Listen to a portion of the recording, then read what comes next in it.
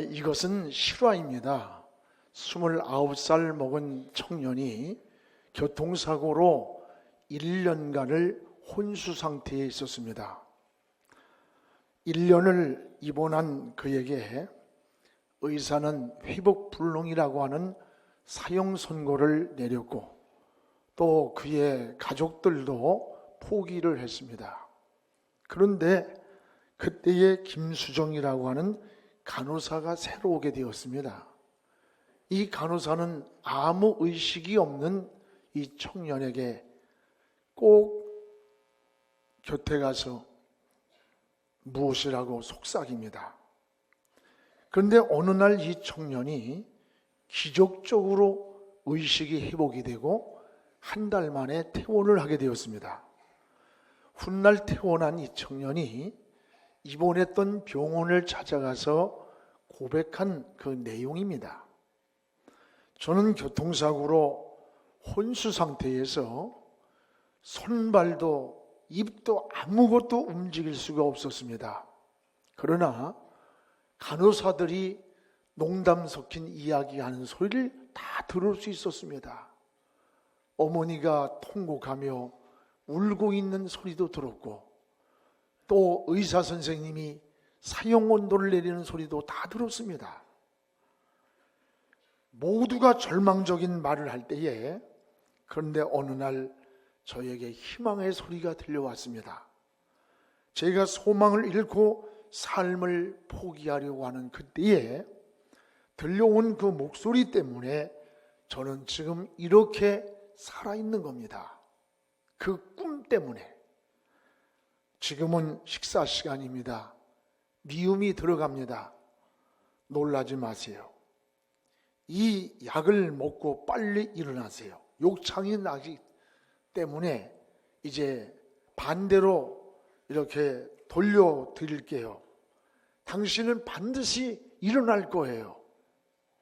김수정이라고 하는 이 간호사가 들려주는 소리였습니다.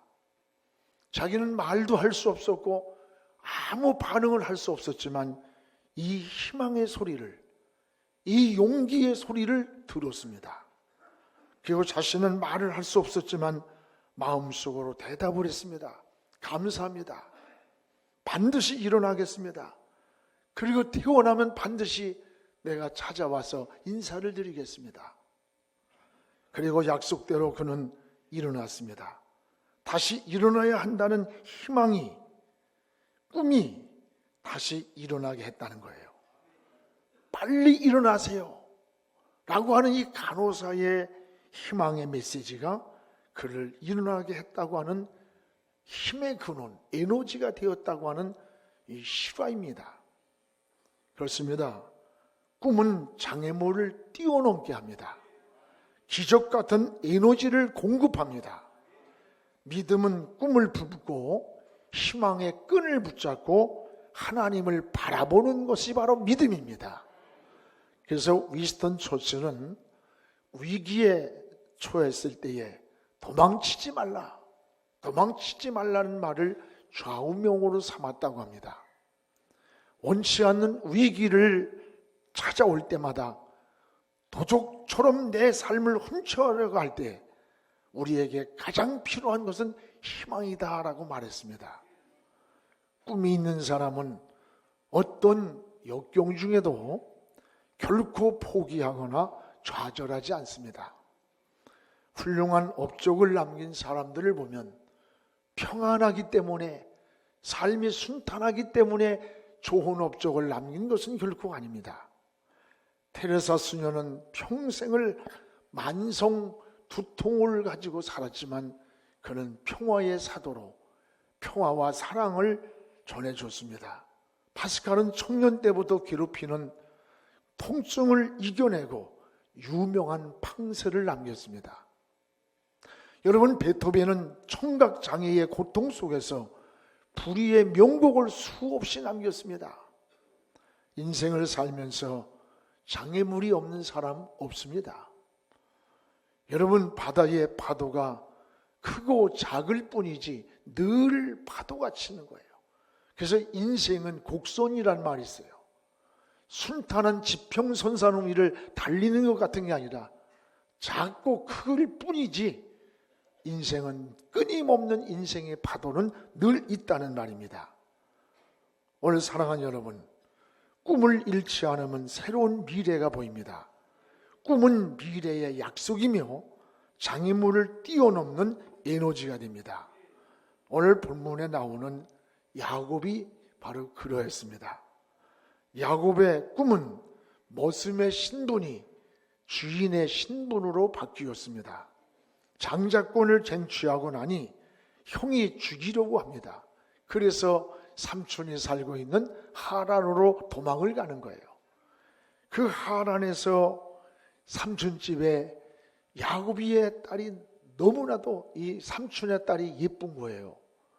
그래서 라헬을 위해서 14년이란 세월 동안을 세월을 보내면서 그 여인을 얻기 위해서 노력을 합니다. 그리고 품값을 정하고 6년 동안을 추위를 이기면서 더위를 무릅쓰고 일을 합니다. 그런데 더 중요한 것은 야곱이가 20여 년 동안을 삼촌집에서 일을 하고 노력을 하면서도 한 번도 힘들었다는 말이 없어요.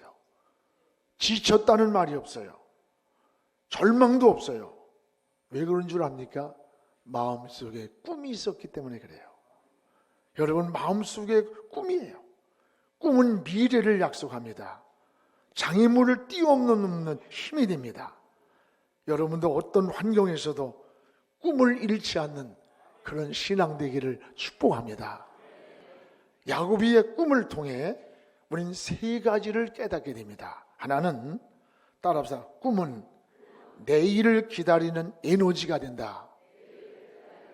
꿈은 내일을 기다릴 수 있는 힘이 되었습니다. 오늘 20절을 같이 읽어보겠습니다. 야곱이 라헬을 위하여 7년 동안 라반을 섬겼으나 그를 사랑하는 까닭에 7년을 며칠같이 여겼더라. 7년을 며칠같이 라헬을 아내로 맞이하기 위해서 7년을 기다리는데 그 7년이 며칠처럼 여겨졌다는 거예요. 이 창세기 29장은 야곱이의 사랑 이야기입니다. 삼촌의 둘째 딸 라헬을 야곱이 그렇게 사랑했던 거예요.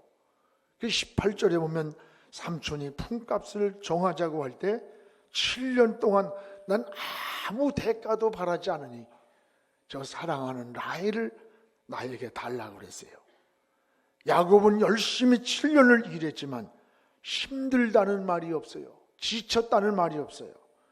사랑하는 여인을 기다리는 꿈이 그의 마음속에 지배했기 때문입니다. 여러분, 7년을 며칠같이 여겼더라. 사랑하는 여인을 얻기 위해서 7년을 품삯도 받지 않고 일을 하면서도 7년이란 기나긴 세월을 며칠처럼 여겼다고 했어요. 바로 이것이 사랑의 힘입니다. 라헬을 사랑하기 때문에 일이 행복했던 거예요. 사랑하는 여인을 만난다는 그 꿈이 가슴에 있었기 때문에 기다리는 시간이 즐거웠던 거예요. 사랑하는 사람과 만나는 시간은 지루한 게 아니에요. 여러분, 사랑의 공식이 뭔 줄 압니까?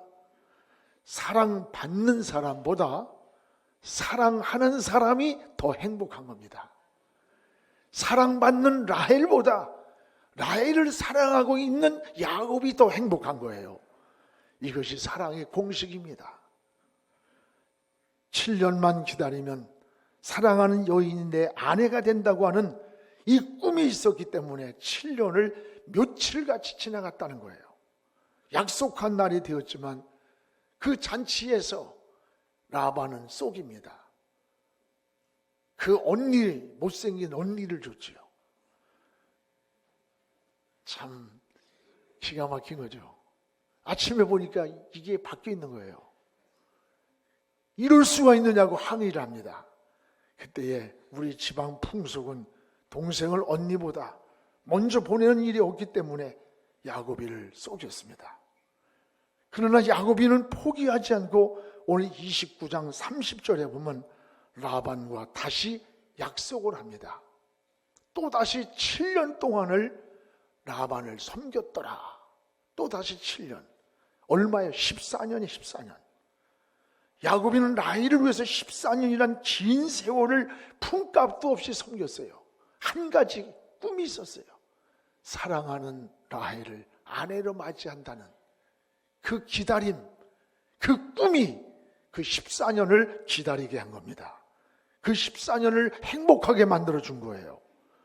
사랑하는 여러분, 꿈이라는 게 이렇게 중요한 거예요.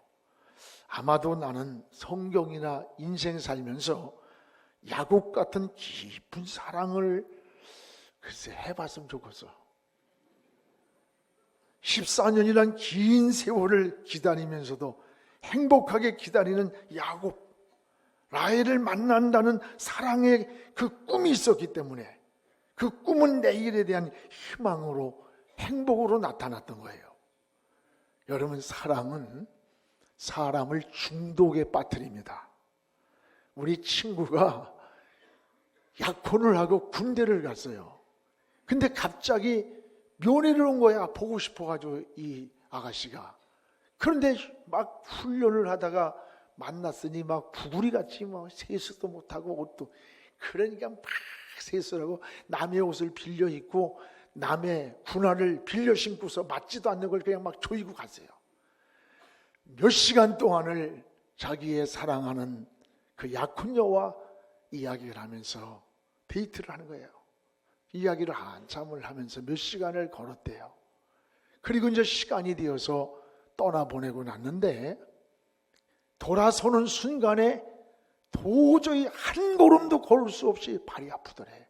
그래서 그 군화끈을 풀어봤더니 앞발톱이 다 빠져버렸더래. 그리고 뒤꿈치가 다 까져가지고 피가 흥건히 고여있더래요. 그렇게 앞발톱이 빠지고 뒤꿈치가 다 벗어졌는데도 자기 사랑하는 여인과 같이 걷고 있는 몇 시간 동안 발이 아프다는 생각을 느껴보질 않았다는 거예요. 사랑은 마약이에요, 마약. 중독이에요, 중독. 우리나라의 고전 가운데 이도령과 춘향이의 사랑을 보십시오.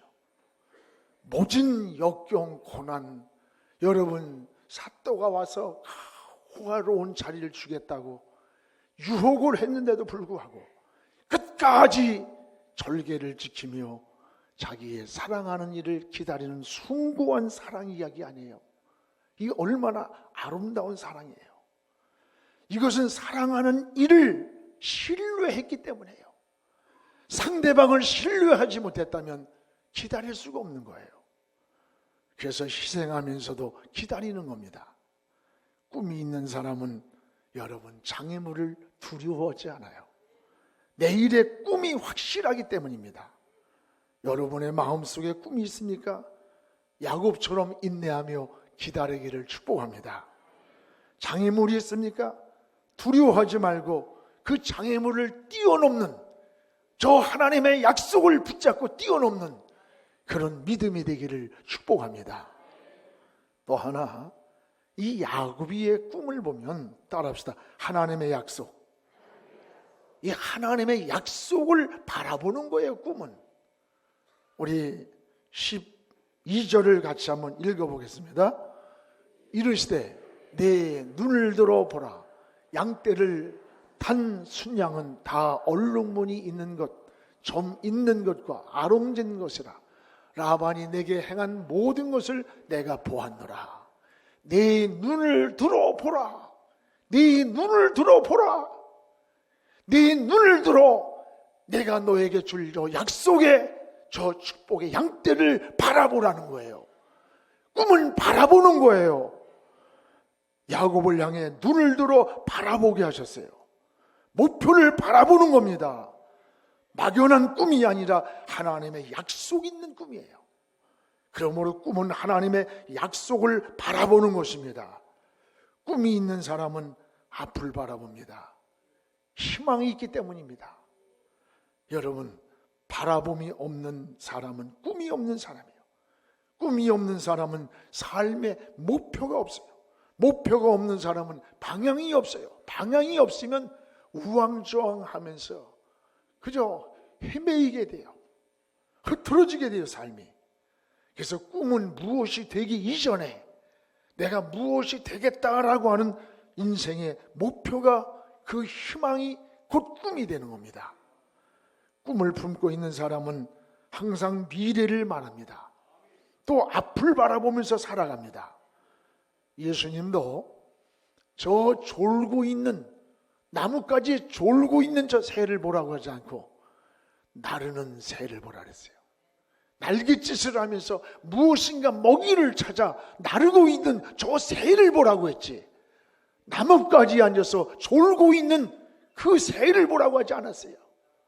이게 주님이 하신 말씀이에요. 오늘 본문은 야곱이 삼촌과 품삯을 정할 때입니다.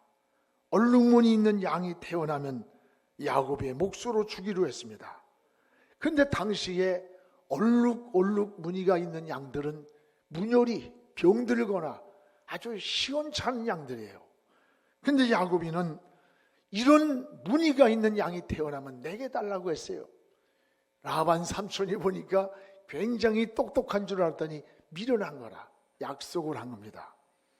그때부터 하나님 앞에 약속을 붙잡고 야곱이는 기도하기 시작하는 거예요. 베델에서 만났던 하나님, 그 하나님을 바라보면서 안 되는 것을 되게 하신 하나님, 없는 것도 있게 하신 하나님, 여러분 바랄 수 없는 중에도 바라보게 하신 그 하나님을 믿었던 겁니다. 야곱이는 그날부터 하나님의 지혜를 구합니다. 여러분 지혜라는 말이 호크마라는 뜻 아니에요. 호크마라는 뜻은 분별력, 통찰력이라는 거예요. 하나님은 야곱에게 지혜를 줬어요. 저 물가에 있는 버두나무 앞으로 와서 건강한 양을 이끌고 가서 새끼를 들 때면 나무를 올룩올룩하게 껍질을 벗겨라. 그리고 그 나무를 바라보게 하고 새끼를 들게 하라. 근데 그렇게 새끼를 들인 양마다 다 얼룩무늬 있는 양을 낳는 거예요.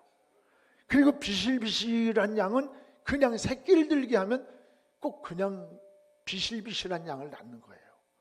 여러분 6년이 지나고 나니까 건실하고 아주 좋은 양들은 다 얼룩무늬 점이 있는 거예요. 이게 바라봄의 법칙이라는 거예요. 사람이 무엇을 바라보느냐에 따라서 인생이 달라지는 거예요. 여러분이 절망을 바라보면 인생이 절망에 빠져요. 성경에서 바람을 바라보면 바람에 빠져요. 그 바람을 잠잠하게 하시는 주님을 바라볼 때 그 바람을 이길 수가 있는 거예요. 환경을 바라보면 그 환경에 빠지는 거예요. 환경을 이기는 비결은 환경을 지배하시는 하나님을 바라보는 거예요. 할렐루야. 그래서 유대인들은 이 태아교육이라는 게 있잖아요. 그들은 임신을 하면 그때부터 문지방을 넘나들지를 않는답니다. 아이를 위해서 서서 그것도 성경책을 하루에 몇 차례씩 몇 시간씩 소리내서 읽어주는 거예요. 자기를 위해서 아니라 그 태중에 있는 아이를 위해서. 이게 유대인의 교육법이에요. 오늘 여러분, 사람이 아이를 임신하고 그 엄마가 음악을 좋아하든지 미술을 좋아하든지 그러면 그 아이가 엄마의 많은 영향력을 가지고 태어난대요. 그런데 시동생이 너무 밑살머리가 싫은 거야. 아주 밉고 싫고. 그래서 자꾸 그 생각을 하면 기회가 태어나면요 꼭 미운 시동생 모습을 닮아 나온대요. 다 이거 나온다는 거예요, 진짜로. 얼마 전에 신문에 났잖아요. 5살 미만에 벌써 아이들이 엄마들이 가르치는 언어의 이 구사력이 5살에 이미 다 벌써 형성된대. 5살 안에. 12살 안에 독서량이 다 이미 그 안에 들어간다는 거예요. 12살 미만의 아이들이. 오늘 여러분, 우리가 바라본다는 것은 굉장히 중요한 거예요. 이것은 어떤 그 무슨 심리학적인 게 아니에요. 성경적인 거예요. 오늘 하나님을 바라보게 만들었어요. 오늘 여러분은 어디를 바라보며 사는 거예요? 우리의 신앙은 뭡니까? 절망에서도 믿음의 하나님을 바라보고, 바람을 보지 않고 바람을 잠잠히 하시는 주님을 바라보고, 세상에 고난이 올 때도 고난을 지배하시는 하나님의 능력을 바라보는 거예요. 환경을 바라보는 것이 아니라 환경을 지배하시는 하나님을 바라보는 것, 이게 믿음 아닙니까? 사랑하는 여러분, 오늘도 믿음으로 하나님의 역사를 바라보면서 달려가기를 주의 이름으로 축원합니다. 이렇게 하나님을 바라볼 때 오늘 여기에 13절에 이렇게 말씀합니다. 나는 누구냐? 베델의 하나님이라. 오늘 읽어봅시다. 나는 베델의 하나님이라. 내가 거기서 너 기둥에 기름을 붓고 거기서 내게 소원하였으니 지금 일어나 그곳을 떠나서 내 출생지로 돌아가라 하셨느니라. 나는 베델의 하나님이라. 이게 뭡니까? 베델에서 호련당시 아무도 없는 거기서 하나님 앞에 엎드려 절규로 기도하다가 꿈속에 만났던 그 하나님, 그 약속을 받았던 하나님, 나는 아브라함의 하나님, 이삭의 하나님, 야곱의 하나님이다. 내가 누운 땅을 너와 네 자손에게 주리니 내가 어디로 가든지 무엇을 하든지 내가 너와 함께 하리라. 내가 너를 떠나지 않는다. 내가 너를 지켜준다. 야곱이는 어떤 환경이 와도 이 하나님의 약속입니다. 이 약속을 붙잡았던 거예요. 약속을 믿었던 거예요. 그래서 약속을 붙잡고 20년 동안을 그는 즐겁게 하나님을 섬기는 것을 봅니다. 하나님을 바라보는 것을 봅니다. 사랑하는 여러분, 오늘 우리도 하나님의 약속을 야곱처럼 바라보는 그런 믿음 생활 되기를 축복합니다. 모세는 지팡이 끝에서 갈라질 저 홍해 바다를 바라보면서 지팡이를 들었어요. 엘리야는 구름 한 점 속에서 소낙비가 쏟아질 3년 6개월 가뭄 땅에 그걸 바라보면서 아합 왕이여 빗소리가 들리니 내려가라고 했어요. 아브라함은 바랄 수 없는 중에 후손을 주실 것을 바라보면서 믿었다고 그랬어요. 히브리서 11장 1절에 보면 믿음은 바라는 것들의 실상, 보지 못하는 것을 본 것처럼 증거하는 것이 믿음이라고 했습니다. 사랑하는 여러분, 야곱은 20년 전 베델에서 하신 하나님의 약속대로 이루어질 것을 믿었던 겁니다. 지금 여러분은 어디를 바라보며 삽니까? 사람을 바라보고 실망을 합니까? 환경을 바라보고 낙심하고 있습니까? 이 환경을 지배하시는 하나님, 우리의 조건을 뛰어넘으시는 하나님의 역사를 바라보면서 믿음을 붙잡으시기를 주의 이름으로 축원합니다. 그리고 우리의 역경을 극복하기를 축복합니다. 또 하나, 우리는 꿈이 있으면 따라합시다. 땀 흘리는 것을 즐긴다. 꿈이 있는 사람은 땀 흘리는 걸 즐기는 거예요. 야곱은 약속을 믿고 정직하게 살았어요. 우리 39절을 같이 읽어보겠습니다. 물려 찢긴 것은 내가 외삼촌에게로 가져가지 아니하고 낮에 도둑질 맞았든지 밤에 도둑을 맞았든지 외삼촌이 그것을 내 손에서 찾았으므로 내가 스스로 그것을 보증하였으며 40절 내가 이와 같이 낮에는 더위와 밤에는 추위를 무릅쓰고 눈 붙일 겨를도 없어 지냈나이다. 이게 뭡니까? 삼촌이 야곱이가 막 엄청난 얼룩무늬 양이 생기니까 내 거 도둑질했다고 하니까 삼촌 그따위 소리 하지 말아요. 성경에는 없지만 비슷한 얘기예요. 나는 39절에 양떼가 짐승에게 찢기우면 내가 물어놓습니다. 도둑을 맞았으면 채워놓습니다. 밤에는 눈 붙일 겨를도 없이 낮에는 더위를 무릅쓰고 하나님 앞에 일할 때 하나님이 지혜를 주었고 하나님이 주신 축복이었습니다. 여러분 그렇습니다. 정정당당하게 얻은 소득이기 때문에 그는 떳떳하고 당당하게 고백을 했던 겁니다. 우린 여기서 야곱에게 꼭 배워야 할 게 있습니다. 삼촌집에서 일하면서 게으르지 않았습니다. 야곱이는 눈가림으로 일하지 않았습니다. 우직스럽게 충성을 다했습니다. 정직했습니다. 양을 도둑질하지 않았어요. 이것이 그리스도인들이 사는 방법임을 알아야 돼요. 여러분도 직장 생활하면서 사회생활하면서 이렇게 살아야 돼요. 삼촌집에서 일하면서 게으르지 아니하고, 여러분 눈 가림으로 하지 않고 충성되고 정직한 사람, 이런 사람이 직장에 하나 있어야 돼요. 그리스도인의 모습이 이런 모습이어야 돼요. 이것이 우리 사회생활의 우리의 모습인데, 왜 예수 믿는 사람들이 사기치고 거짓말하고 말이야. 이러니까 이 사회로부터 그 몇몇 때문에 손가락질을 받고 하나님의 영광을 가리는 거 아닙니까? 사랑하는 여러분, 두 모습이 1년 동안 일을 했습니다. 이제 품값을 받는 날이 되었었는데 주인이 오늘 하루 저녁만 더 일을 해달라고 그랬어요. 지푸라기 단을 이만큼 주더래요.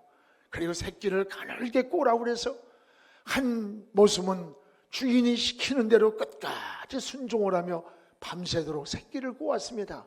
한 모습은 불평을 하면서 더러운 놈의 주인, 어쩌면 마지막 때까지 우리 일을 시키느냐, 불평을 하면서 아무렇게나 굵게 새끼를 꼬아서 놔두고 자버렸습니다. 아침에 일찍이 두 모습을 불렀습니다. 창고를 열고 엽전이 있는 큰 독을 보여주면서 너희들이 어젯밤에 밤새도록 꼬았던 새끼줄 길이만큼 이 엽전을 끼워가지고 가라고 그랬습니다. 성실히 우직스럽게 가늘게 새끼를 꼬았던 이 모습은 자기가 가져갈 수 있는 것만큼 다 가지고 왔는데, 불성실하게 굵게 아무렇게나 해놓고 잠을 잤던 모습은 한 개의 엽전도 가져가지 못하고 쫓겨났다는 겁니다. 이게 하나의 비유적인 얘기지만 우리에게 주는 교훈이 있습니다. 우리가 인생을 잔꾀로 살면 안 돼요. 정직하고 진실하게 살아야 돼요. 누가 보든지 말든지 나에게 맡겨진 일이라면 책임을 질 줄 아는 사회, 그런 마음을 가지고 살 때에 하나님도 축복해 주는 거예요. 이 사회도 인정을 받는 겁니다. 여러분, 우리 인생을 사는 방법이 야곱에서 배워야 돼요. 여러분, 삼촌집에서 일하면서도 게으르지 않고 눈가림으로 하지 않고 우직스럽게 충성하고 정직하게 할 때 하나님은 그를 축복해 줬던 거예요. 주의 일도 마찬가지예요. 여러분, 이런 마음을 가지고 주의 일을 하시기를 주의 이름으로 축복합니다.